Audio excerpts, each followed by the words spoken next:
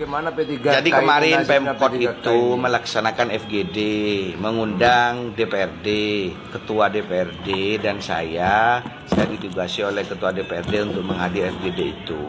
Apa tuh FGD itu? Forum grup diskusi. Jadi terdiri dari BKD, Busekda, asisten, kemudian inspektorat, keuangan, dan seluruh stakeholder yang berkepentingan dalam kaitan bagaimana nasib pemetaan P3K di Kota Probolinggo, khususnya yang paruh waktu menjadi penuh waktu.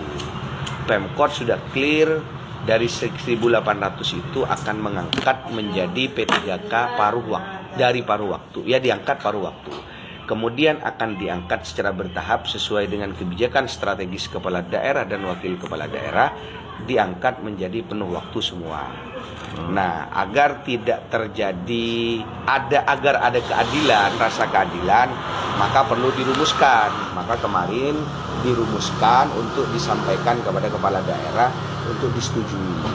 Rumusan pertama itu pemerintah akan membuat afirmasi, artinya mereka akan diangkat tanpa mempertimbangkan perhitungan itu. Siapa? Satu yang diangkat adalah mereka yang mendapatkan atau mereka yang sudah lolos database. Itu akan prioritas menjadi penuh waktu yang pertama.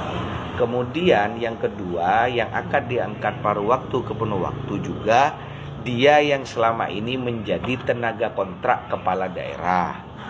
Yang ketiga, dia yang posisinya memasuki batas usia pensiun atau BUP untuk 5 tahun ke depan. Mereka secara serta-merta akan diangkat langsung tanpa memperhatikan indikator-indikator yang akan diatur berikutnya. Kurang lebih ada 281 PTT yang sudah masuk ke dalam 3 komponen itu, tiga komponen itu ya. Kemudian sisanya akan dilakukan perenggingan berdasarkan nilai bobot.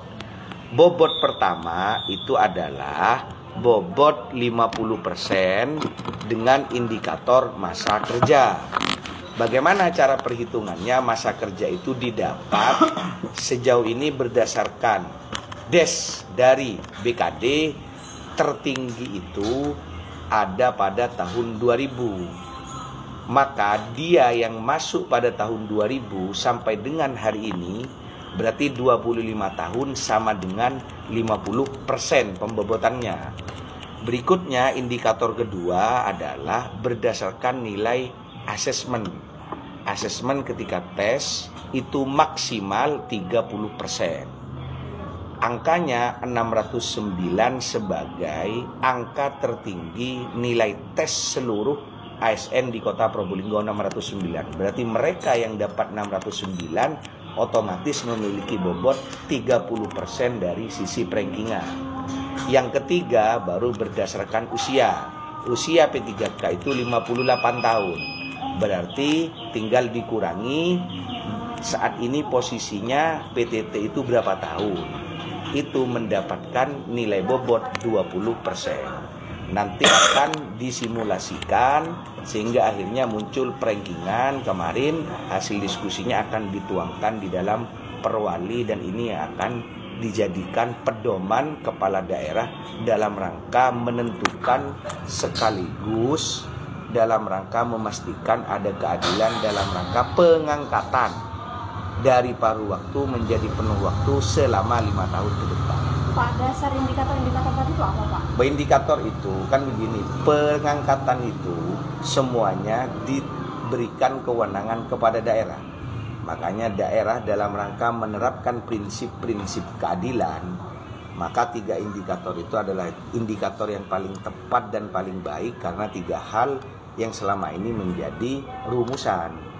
Terlebih ketika kemarin kita di Pansus DPRD, beban masa kerja itu menjadi bagian yang memang harus dipertimbangkan sehingga itu menjadi 50%. Kalau tidak lulus misalnya. Semua ini bicara yang tidak lulus semua ini. Yang saat ini posisinya R4. Jadi R4 itu 1.800 akan diangkat menjadi paruh waktu, lah merumuskan menjadi penuh waktu. Itu berdasarkan komponen tadi gitu. Ketentuan menjadi paruh waktu itu mengenai dengan anggaran untuk honor daripada itu bagaimana, Mas? Disesuaikan dengan gaji yang Kemampuan. diterima, disesuaikan. Kemarin kita sudah ngitung kurang lebih dari paruh waktu menjadi penuh waktu hanya dibutuhkan uang sekitar 15 sampai 17 miliar per tahun. Berarti tiap tahun ketika dia penuh 5 tahun di tahun kelima nanti dengan mengangkat 1.800 ini Mampu. hanya butuh kurang lebih 75 miliar. Mampu. Sangat mampu mestinya. Mas Bro, Ya, kemarin saya mendengar bahwa beberapa orang, terutama yang dinas di Jukir, itu ada 4 kayaknya kalau dasar yang tidak punya ijazah. Itu gimana? Wah, jadi kemarin itu yang tidak punya ijazah itu otomatis dia tidak akan lolos karena begini. Yang tahun 2000 mestinya dia itu lolos dalam rekrutmen PNS tahun 2005.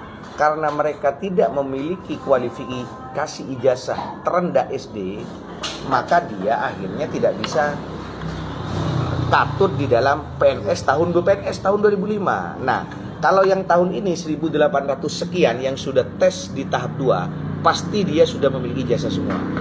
Pasti memiliki ijazah semua. Walaupun ijazahnya Meskipun itu SD. bersamaan. Oh iya, ada apa-apa. Yang penting dia memiliki kualifikasi ijazah. Jadi itu tadi saudara-saudara semua warga Ini loh, Kota Probolinggo simulasinya khususnya untuk para tenaga honorer maupun PTT yang kemarin berada di R4. Informasi ini terupdate dari Pak Dewan Cibro Malisi. Insya Allah